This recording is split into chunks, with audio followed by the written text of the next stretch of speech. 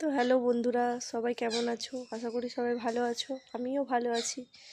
আমি পায়েল নিয়ে আবার চলে এসেছি একটা নতুন ভিডিওতে।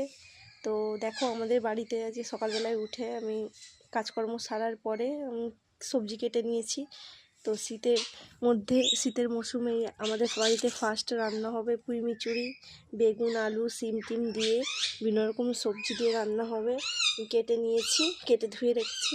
আর এখানে আছে আমার ছেলের জন্য গাজর, আর হচ্ছে গিয়ে বিনস, পেঁপে, পালং শাক সব কিছু কেটে ধুয়ে রেখেছি। এটা দিয়ে আর মুসুরির ডাল দিয়ে হবে ছেলের জন্য খাওয়ার, ভাত দিয়ে খাওয়ার জন্য। আর আমাদের জন্য এখানে হবে মিচুরি, আরও মাছ হবে, মিচুরি হবে, আরও অন্যান্য অনেক রান্না হবে।